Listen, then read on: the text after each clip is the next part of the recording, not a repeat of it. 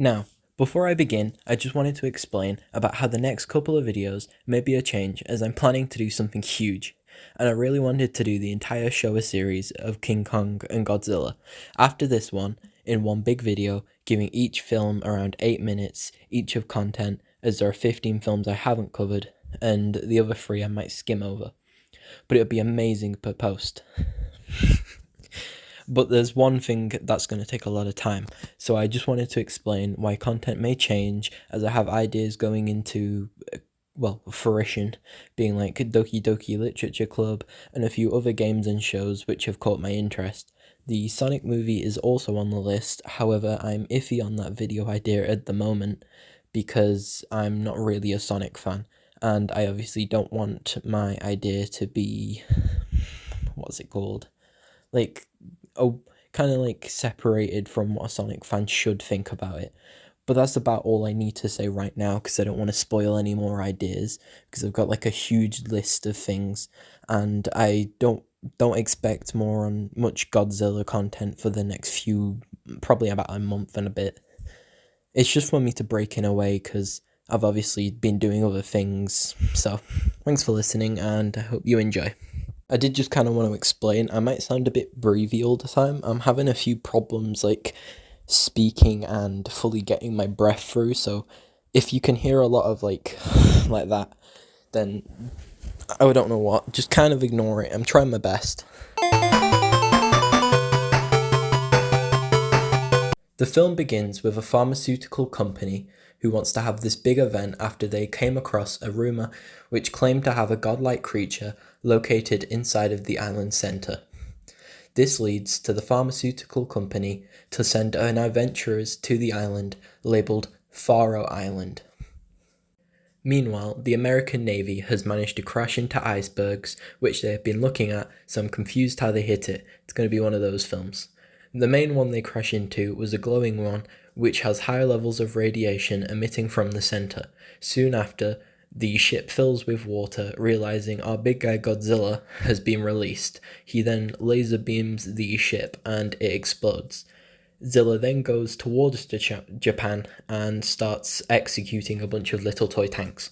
On the island, the adventurers have gone searching for the god known as Kong, mentioned by the natives. However, the natives are attacked by an octopus, which attracts Kong, who manages to attack it and scare it away. Kong manages to get his hands on some berries that the natives are having. This makes him so he passes out as they are sleepy berries, and the pharmaceutical adventurers drag his body to a boat where he is slowly pulled across the waters towards Japan's ocean border. Japan's border patrol goes, "Bro, this thing ain't allowed, no paso." Then Kong escapes. Extremely convenient. This means Kong and Zilla are on the loose in Japan. That's not good. I'm gonna skip most of this next bit because honestly this film's script is absolutely awful. I'm just gonna recap it with quick bullet points. Godzilla runs rampant and destroys stuff in Tokyo. Kong and Godzilla eventually have a standoff and meet each other. This leads to Godzilla burning King Kong's chest. Kong basically runs away and manages to gain superpowers after biting electric wire. It gives him super healing or strength or something, I don't know what it is. Kong basically picks up a woman as a showback to King Kong 1933, and then King Kong eats more berries again, knowing what they do, after being basically missile striked with them. This leads us to the final fight, in the last 10 minutes of the film. It better be good. Godzilla strikes him and hits him with his breath. They kick, they scramble. With the almighty power, Godzilla uses his WWE skills and stop-motion kicks King Kong. Then, for plot convenience, Kong gets hit with lightning and starts kicking Godzilla's ass, despite him losing the entire fight for the past 7 minutes. They fight at a Tami castle, breaking it into dust.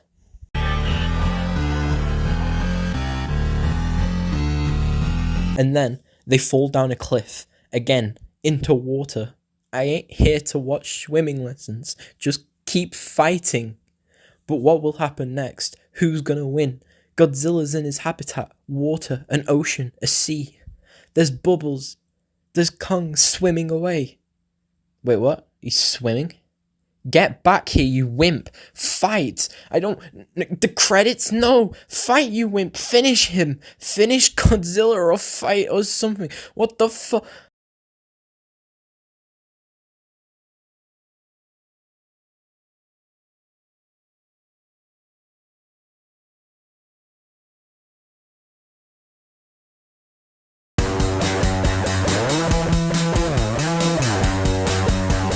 Now, I hate it.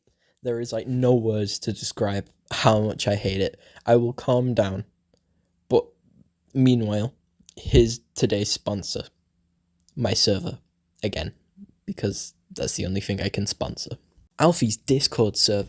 We have like 5 members because no one's joined and it doesn't work out, but we can make that different. We need a community, somebody where everybody is happy and enjoyed.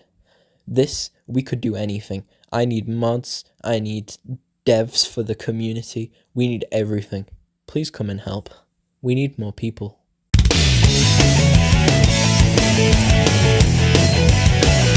Let's start slowly and explain what is blatantly obvious. The story is absolute BS and is very obviously a cash grab to the audience at the time in '62, as the audience in America and Japan heavily favoured King Kong as the most popular character, as well as that Godzilla was also disregarded as a villain, which meant he couldn't really win, figuring movie logic. However, it's so obvious to an audience that Godzilla beat the living hell out of Kong, and the only reason Kong won was because of the lightning gimmick. I'll try to explain that in a moment though, as it's kind of its own thing. Also, the movie feels cut short at the end, as both creatures realistically would have survived that fall, especially the Godzilla, who is a sea creature himself, and I don't believe it's ever explained what happened, instead left ambiguous, and the sources on Google give some lame-ass excuse I ain't taking. The other main issue is the one considering the writing, which takes a drop in quality for a comedic standpoint instead of the dramatic one, and this is shown in both the costumes, speech, and behaviour of the actors. It has its moments, but it can take out so much of what could have been something dramatic and cool, and personally, I think the writing should have been more thought through and given less thought on the comedy sections. This would have also helped with the next problem being the poor link to the viewer and the cast, who are barely even used, and it more feel like a plot point for the monsters to meet. I think Charlie the Cook from bloody King Kong had more like story script and personality than all the characters from Godzilla vs. Kong. Just for a bit of a quick change, I'm going to talk about the costumes, and I normally don't mention the costumes as they aren't an issue considering Gojira raids again and King Kong. However, both Godzilla and King Kong have something off about them in the costume design, especially Kong. Godzilla is noticeably got a strange unhinged jaw, but to be honest, you won't even notice it. On the other side, you will definitely notice the blue screen that, considering both characters, as it's extremely noticeable in chaotic scenes, which make the film feel rushed and unfinished. So scenes you can literally see 20% of the blue screen around the humans or Godzilla. The blue on Godzilla isn't as bad, but you're just not going to care as much. On the other hand, King Kong is awful. His design looks very rushed and human-like, but I think there's more of a rushed element to that, which I can bear because it's not an awful design for a first attempt, but I would have liked the stop motion element a bit more. I did say before about Kong's ability to use lightning, and whilst I don't like it, I can see where it's come from and why it was used. When the original idea of a monster on monster battle occurred, it was originally Mary Shelley's Frankenstein versus Kong, Kong being the bigger hero kind of slash thing. However, directors thought that Toho, who was working on the product at the time, would have better used their product Godzilla, as I think it was the 20th anniversary, and would have been much more modern and better to use. This would mean that King Kong would have become an underdog compared to Godzilla, and this would have allowed for the reasons for his lightning power.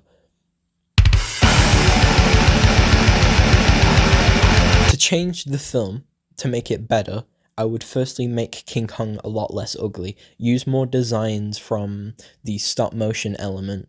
Overall, the presentation matters, but it didn't look great in the film. And I think if the presentation was a bit better with both characters, it would have just made it a bit better and probably a better film to watch in general. Next, I would probably change Kong's power itself, make him die and be resurrected by the natives or something, and gain special powers or like something due to the natives, give him something more monkey-like. This would make the story just have a bit more, either like a bit more like consistency and less convenience. To finish off, I do want to say some things I did enjoy. Firstly, the fighting scenes were generally pretty entertaining, especially when Godzilla gets a tree shoved into his throat. As well as that, there are some characters who come across as funny sometimes. And finally, the miniatures are always perfect. Like, generally, they're the best things that I have seen in those films, minus some of the costumes. And I do want the tank. I don't know how this video will work out, but if you did enjoy the video, please like and subscribe. I know it's probably one of my messier videos, but it's a messy movie being told by a messy person, and it's probably taken me a good week just to try record the video, and I'm not expecting it to be very, very big. Otherwise than that, thank you for watching, and if Kong wins in the new movies, I will make a new ending, and I will make it 10 times better. Goodbye, and thank you for watching.